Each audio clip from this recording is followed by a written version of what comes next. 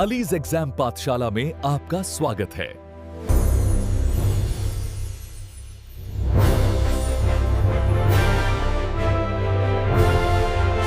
मैं हूं आपका अली भाई और अलीज एग्जाम पाठशाला में आपका स्वागत है। और आज हम एक बहुत ही महत्वपूर्ण विषय पर बात करने वाले हैं। जी, आज हम पद्म पुरस्कार 2024 के बारे में विस्तार से जानेंगे।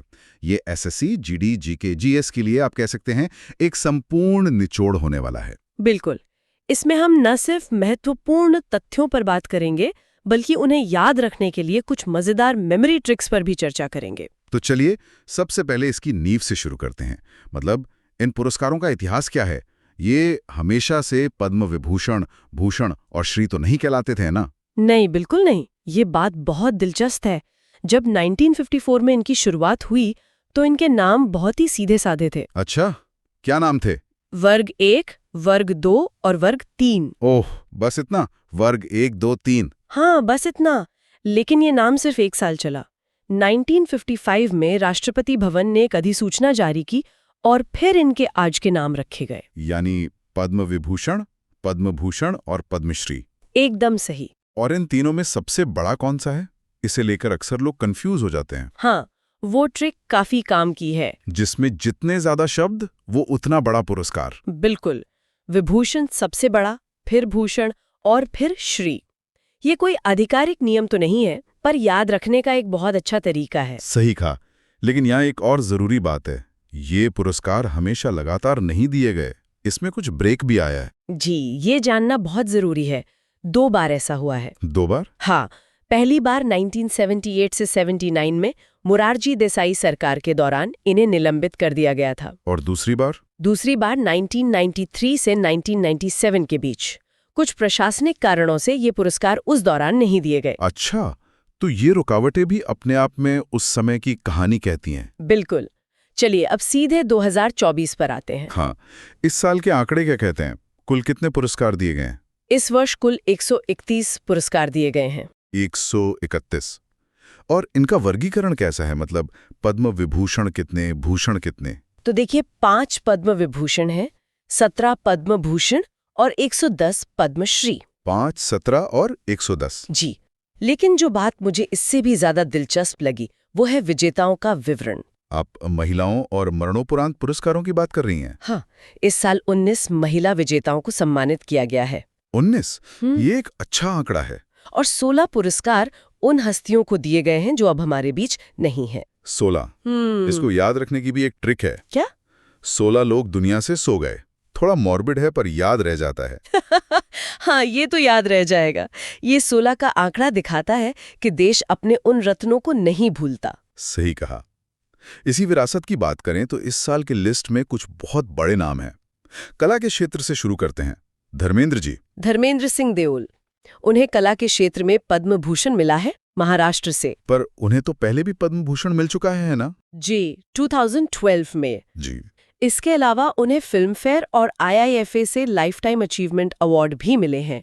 उनका सम्मान सिर्फ उनकी एक्टिंग के लिए नहीं है, बल्कि भारतीय सिनेमा पर उनके गहरे प्रभाव के लिए है। और कला के क्षेत्र से ही एक और आवाज जिसने दशकों तक राज किया है, अलका याग्निक। अलका याग्निक की कहानी तो मतलब कमाल की है। 20,000 से ज्यादा गाने। 20,000? हाँ, और 2022 में वो YouTube पर दुनिया की सबसे ज्यादा स्ट्रीम की जाने वाली कलाकार थीं। ये तो मुझे भी याद है, उन्होंने बड़े बड़े ग्लोबल स्टार्स को पीछे छोड़ दिया था। बिल्कुल। ये दिखाता है कि भारतीय संगीत की पहुंच आज कहाँ तक है। 7 फिल्मफेयर और 2 राष्ट्रीय पुरस्कार तो हैं ही। और अब दक्षिण भारतीय सिनेमा की तरफ चलते हैं। एक बहुत बड़ा नाम है लिस्ट में, ममूटी। ममूटी का केस बहुत खास है। उन्हें कला के क्षेत्र में केरल से पद्म भूषण मिला है। लेकिन उन्हें तो पद्मश्री काफी पहले मिल गया था। जी, 1998 में पद्मश्री मिला था और अब 26 साल बाद उन्हें पद्म भूषण मिला है। 26 साल, सोचिए, लगभग 3 दशकों तक अपने काम के शिखर पर बने रहना। और एक रिकॉर्ड भी है उनके नाम, 1983 में 1 साल में 36 फिल्मों में काम करने का रिकॉर्ड। वो सिर्फ एक एक्टर नहीं, एक संस्था है। कला की ही दुनिया में एक और शानदार सफर रहा है वायलिन वादक डॉक्टर N. राजम का, उत्तर प्रदेश से। उनकी पुरस्कार यात्रा तो धैर्य और साधना की मिसाल है। 1984 में पद्मश्री, 1990 में संगीत नाटक अकादमी पुरस्कार। और फिर एक लंबे गैप के बाद, हाँ, 20 साल बाद 2004 में पद्म भूषण। उनका वायलिन सिर्फ एक वाद्य यंत्र नहीं बल्कि बनारस घराने की आत्मा है। सही कहा। अच्छा, आप कला और सिनेमा से हटकर देखें तो लिस्ट में कुछ ऐसे नाम भी हैं जो चुपचाप समाज की नींव मजबूत कर रहे हैं। चिकित्सा के क्षेत्र से कौन है? हाँ, चिकित्सा में भी कुछ महत्वपूर्ण नाम है, जैसे सीपी राधाकृष्णन।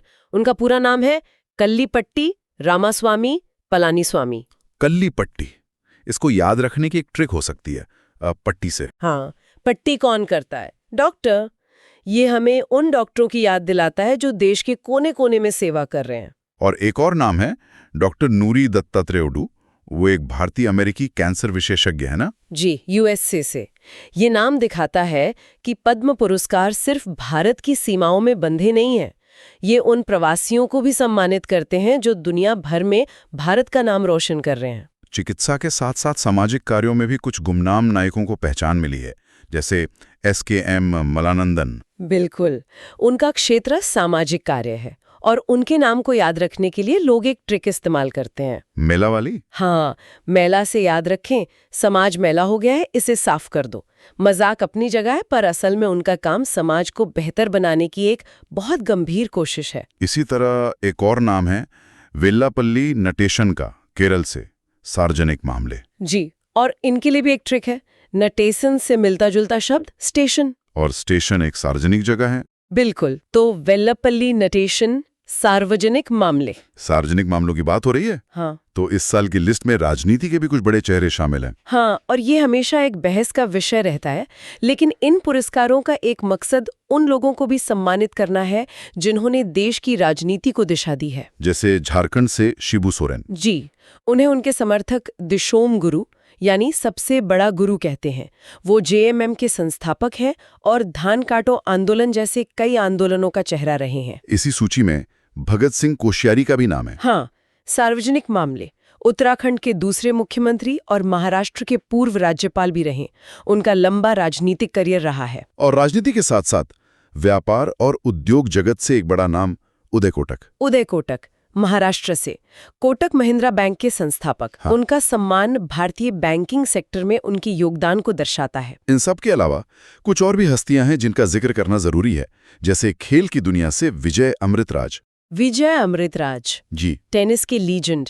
उन्हें 1974 में अर्जुन पुरस्कार और 1983 में पद्मश्री मिला था। और अब पद्म भूषण। जी, ये उनके दशकों के योगदान को सलाम करने जैसा है। और एक ऐसे कलाकार जिनका काम हम रोज देखते हैं पर शायद नाम से नहीं जानते, पीयूष पांडे। भारतीय विज्ञापन के जनक। फेविकोल के वो मजेदार विज्ञापन, कैडबरी का कुछ खास है वाला ऐड। बिल्कुल, वो सिर्फ विज्ञापन नहीं थे, वो हमारी यादों का हिस्सा है। पीयूष पांडे ने भारतीय विज्ञापनों को एक नई भाषा दी। उन्हें 2016 में पद्मश्री भी मिला था। इस पूरी चर्चा में एक बात उभर कर आ रही है। इस बार की लिस्ट में केरल का जिक्र बार बार आ रहा है। आपने बिल्कुल सही पकड़ा। केरल से कई बड़े नाम हैं। हमने ममूटी और केटी थॉमस की बात की। हाँ। एक और बहुत महत्वपूर्ण नाम है VS अच्युतानंदन का, केरल के पूर्व मुख्यमंत्री। अच्छा। उन्हें मरणोपरांत पद्म भूषण से सम्मानित किया गया है। तो कुल मिलाकर केरल से 3 प्रमुख नाम पद्म भूषण की सूची में हैं, जिनमें से 2 मरणोपरांत हैं। ये वाकई केरल के योगदान को एक बड़ी पहचान देता है। बिल्कुल। चलिए, अब इतनी सारी बातें हो गई हैं तो एक छोटा सा रैपिड फायर हो जाए। हाँ, ये अच्छा आइडिया है। देखते हैं कितना याद रहा। पहला सवाल, धर्मेंद्र सिंह देओल किस क्षेत्र से जुड़े हैं? ये तो आसान है, कला। बिल्कुल सही। दूसरा, अलका याग्निक को 2022 में किस खास उपलब्धि के लिए जाना गया? वो YouTube वाली बात। वो YouTube पर सबसे ज्यादा स्ट्रीम की जाने वाली कलाकार थी। एकदम करेक्ट। और तीसरा, भगत सिंह कोश्यारी किस राज्य के दूसरे मुख्यमंत्री रहे? ये था उत्तराखंड। शानदार। लगता है आपकी तैयारी पूरी है। एक और सेट हो जाए। जरूर। पहला सवाल, कल्ली पट्टी का संबंध किस क्षेत्र से है? ये तो ट्रिक से याद है। पट्टी मतलब चिकित्सा। बहुत बढ़िया। दूसरा, ममूटी ने 1983 में कितनी फिल्मों का रिकॉर्ड बनाया था? 36। एक साल में 36 फिल्में। बिल्कुल। और आखिरी सवाल, विशोम गुरु किसका उपनाम है? शिबू सोरेन। क्या बात है, सारे जवाब सही। तो अब हमारी तरफ से एक अंतिम प्रश्न, एक फाइनल चैलेंज हमारे श्रोताओं के लिए। हाँ, ये अच्छा रहेगा। हमने बात की थी कि इस बार कुल 16 मरणोपरांत यानी पोस्टमस पुरस्कार मिले हैं। जी। तो चैलेंज ये है, इन 16 में से कितने लोगों को पद्म भूषण मिला है? ये थोड़ा मुश्किल सवाल है। इसका उत्तर कमेंट्स में जरूर दीजिएगा। चलिए जाने से पहले कुछ जरूरी बातें दोहरा लेते हैं। हाँ, एक क्विक रिवीजन। धर्मेंद्र जी को पद्म भूषण 2012 में भी मिला था। नोटेशन इज स्टेशन यानी सार्वजनिक मामले, बेला इस सफाई यानी सामाजिक कार्य, और पट्टी इस चिकित्सा। बिल्कुल। थोड़ा घुमा फिरा के पूछ सकता है, पर तैयारी पूरी रखनी है। एकदम सही कहा। आज की ये चर्चा बहुत अच्छी रही। हर नाम के पीछे एक कहानी है। बिल्कुल, ये सिर्फ एक लिस्ट नहीं बल्कि प्रेरणा का स्रोत है। वीडियो अच्छी लगी हो तो लाइक करें और चैनल को सब्सक्राइब करें। पीडीएफ डाउनलोड करने के लिए हमारे टेलीग्राम चैनल से जुड़ें। अगले अंक में फिर मुलाकात होगी। जय हिंद, जय भारत।